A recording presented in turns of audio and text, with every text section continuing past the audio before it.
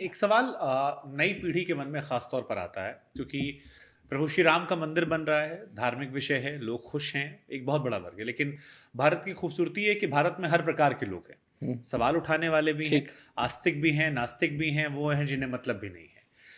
उसमें एक वर्ग कई बार ये सवाल पूछता है कि पूजा पाठ ठीक है, हम सब अपने घर पर करते हैं, प्रभु श्री राम का मंदिर भी है, ठीक है, लेकिन पूरा देश एक मंदिर के पीछे पड़ गया, उससे क्या मिलने वाला है?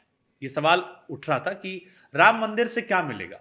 जितना हमने जोर, जितनी हमने ताकत लगाई, अगर इतना हम बीते कुछ सालों में अच्छे स्कूल, कॉलेजेस, आईआईटी या अस्पताल में लगाते तो शायद देश और ज़्यादा विकास करता। हमारे लोगों को अमेरिका, इंग्लैंड नहीं जाना पड़ता, वहाँ नौकरी के लिए संघर्ष नहीं करना पड़ता, देश की उन्नति होती, जीडीपी बेहतर होती। पूरा देश मंदिर मंदिर में लगा पड़ा है। आप इन सवालों कैसे देखते हैं? देखिए, सबकी अपनी सोच है, देश स्वतंत्र है, कुछ भी सोच सकते हैं, पर अगर आप एक रैशनल, एक तर्कवादिता से विचार करें, सबसे पहली बात यह है कि एक रोल मॉडल स्टैब्लिश करना ज़रूरी होता है। ये केवल मंदिर नहीं है, एक संपूर्ण देश किस विचारधारा से विकसित होना चाहता है। राम भगवान है, पूजा है, मंदिर है, ये तो एक सबसे ऊंची बात है, पर एक विचारधारा भी है। राम एक संपूर्ण विचारधारा का नाम है, जहाँ की एम्पावरमेंट है, जहाँ वुमेन रिस्पेक्ट की बात है। ये जो एक रोल मॉडल, जब कैरेक्टर, क्योंकि गोस्वामी जी ने क्या लिखा, राम चरित्र मानस, चरित्र का मतलब होता है कैरेक्टर। जब तक कोई रोल मॉडल नहीं होगा तब तक कैरेक्टर नहीं होगा, और जब तक कैरेक्टर नहीं होगा तब तक डेवलपमेंट कहाँ ले जाएगा? हॉस्पिटल बड़े होंगे पर हॉस्पिटैलिटी नहीं होगी तो क्या करोगे बिल्डिंग का? स्कूल बहुत बड़े होंगे पर टीचर के भीतर अगर एक सम व्यवहार नहीं होगा तो क्या करोगे? तो सबसे पहली बात है कि मंदिर की स्थापना के भावना से पूरे देश को एक कैरेक्टर मिला है, जिसने बालक से लेकर बूढ़े तक, व्यापारी से लेकर राजा तक, गरीब से लेकर अमीर तक, हर व्यक्ति के जीवन में कुछ न कुछ एक रोल मॉडल दिया है। इसके साथ साथ जो डेवलपमेंट का बिहेवियर है वो केवल मटीरियलिस्टिक नहीं होगा, वो अर्थवादिता से युक्त नहीं होगा, वो वास्तव में भारत को विश्वगुरु बनाने की स्थिति तक ले जाएगा। और ऐसा नहीं है कि अस्पतालों पर विचार नहीं हो रहा है, स्कूलों पर विचार नहीं हो रहा है, वो सब अपनी गति से बढ़ रहे हैं और बढ़ने चाहिए। और हम सब, कौन सा ऐसा आश्रम नहीं होगा देश का विकसित जो स्कूल न चलाता, जो हॉस्पिटल नहीं चलाता? मैं नहीं समझता कि कोई भी देश की बड़ी धार्मिक संस्था इस समय नहीं होगी, खास सनातन धर्म से जुड़ी, दसियों नाम में और आप जानते हैं, कहीं ना कहीं छोटे या बड़े रूप में गुरुकुल, स्कूल, चिकित्सालय, कन्या शिक्षा, कन्या विवाह, ऐसे अनेक अनेक कार्य करें। एक मंदिर जब स्थापित होता है तो क्या कर सकता है? इस समय बदली हुई अयोध्या को देखकर हो सकता है। आपने फोटो डाली, पर देख कर आए, हम भी देख कर आए, आप भी देख कर आए। आपने फोटो मुझे दिखाई थी, पुरानी और नई अयोध्या। आप विकास की बात कर रहे हैं, आज टूरिज्म अट्रैक्ट हो गया। अयोध्या के लैंड प्राइस देखिए, उस पूरे एरिया का आप खुद उसके पास के निवासी हैं, वहां होने वाली चेंज एक केवल मंदिर की वजह से।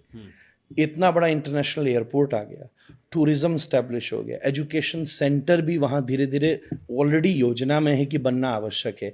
तो धीरे धीरे धीरे धीरे आप एक चीज़ विचार कीजिए, भारत कैसे विकसित हुआ।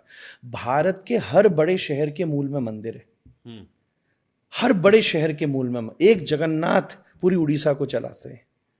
मुझे याद है कोविड के टाइम पर एक मेरा टैक्सी ड्राइवर से मेरी बात हुई, उसने कहा बद्री और केदार आधे हिमालय को रोटी देते हैं महाराज जी। बिल्कुल सही बात है। तो जितने भी हमारे यहाँ के मूल मुंबा देवी हैं, सिद्धि विनायक बैठे हैं, जो कहीं ना कहीं उस सभ्य, क्योंकि एक मंदिर एपिसेंटर ऑफ कम्युनिटी था, जहाँ केवल वर्शिप नहीं थी, म्यूजिक भी था, आर्ट भी थी। एक मंदिर एम्प्लॉयमेंट से जुड़ी प्रत्येक वस्तु का प्रयोग करता है। ये बात तो मैं खुलेआम बार बार कहता रहता हूँ। आपको वहाँ दर्जी भी चाहिए, आपको वहाँ मिस्त्री भी चाहिए, आपको वहाँ जूलर भी चाहिए, आपको वहाँ अन्न क्षेत्र चलाने के लिए भोग भी लगाना है। सब कुछ इस पूरे समाज में जितने व्यक्ति मौजूद हैं, पुराने से पुराने काम करने वाले और हम आपके जैसे सोशल मीडिया पर काम करने वाले, हर व्यक्ति, रामलला को हर आदमी चाहिए। आप भी वहां जाके वीडियो बना रहे हैं, मैं भी वहां जाके कथा कर रहा हूं, और वो छोटा व्यक्ति जो वहां पे थोड़ा सा बीज लगा के पेड़ उगाएगा, एक जो केवल गार्डनिंग का काम करेगा, वहां तक उस आदमी एक मंदिर सबको टैप कर रहा है। पूरे भारत के मूल में जितने विकसित शहर है, कहीं ना कहीं उसके मूल में एक मंदिर बैठा हुआ है। आज पूरे वृंदावन को बिहारी जी रोटी देते हैं, राधा रमन जी रोटी देते हैं। सही बात है।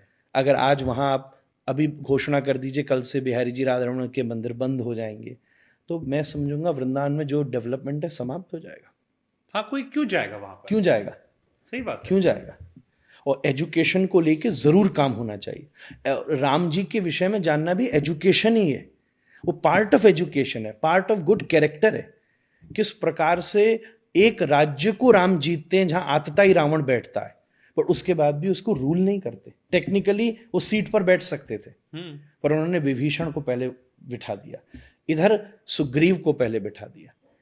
Political move, professional move, family move, as a husband, as किसी भी कैरेक्टर में राम इस देश का मॉर्निंग है, राम इस देश की इवनिंग है, स्वागत है, विदाई है, जन्म है, राम नाम सत्य है, सब कुछ राम ही में डूबा हुआ है।